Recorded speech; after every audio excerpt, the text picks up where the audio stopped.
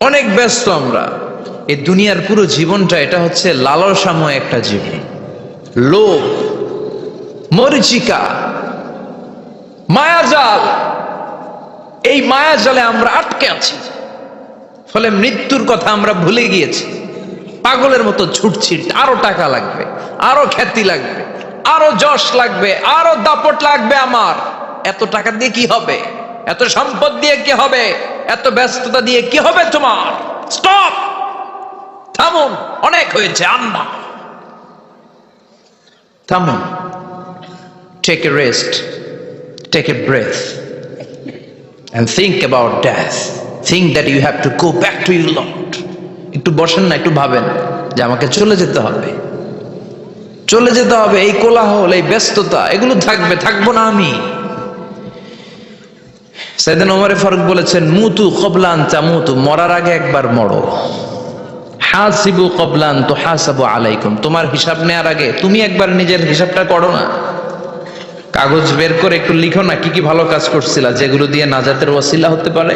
1 2 3, আর কি কি আকাম কুকাম করছো দেখো না, লিখে দেখো তোমার অবস্থাটা কি। চোখটা বন্ধ করেন আর ভাবেন আপনি নাই, কি কি হতে পারে ভাবেন। আপনার ছেলেমেয়েরা কান্না জুড়ে দিবে, আপনার প্রাণের স্ত্রী বিলাপ শুরু করে দিবে, বন্ধু বান্ধবের চিৎকার আর মাতম, স্থানীয় এলাকার মসজিদে ঘোষণা, অমুক এলাকার নিবাসী অমুক ভাই, অমুকের ছেলে অমুক দুনিয়ায় নাই। সব আত্মীয়রা চলে আসবে, ফেসবুকে স্ট্যাটাস দেয়া হবে, সবাই সবাইকে জানাবে বিকাল 4টায় অমুক হাই স্কুল ময়দানে আপনার জানাজা। ছুটে আসবে, সবাই ছুটে আসবে আপনাকে শেষ বিদায় দিতে, গুড বাই জানানোর জন্য, আল ওয়াদা, বিদায় জানাতে আসবে সবাই।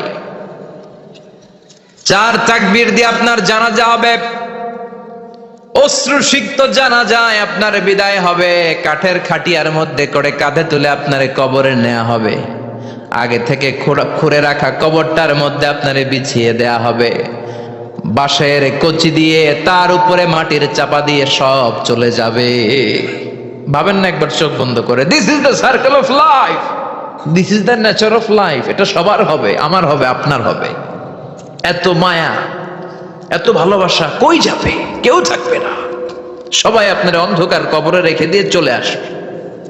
উপরে বাঁশের কঞ্চি, তার উপরে মাটির চাপা, অন্ধকার আর অন্ধকার। এই অন্ধকার যেন শেষ হতে চায় না, শুধুই অন্ধকার, ঠিক কিনা?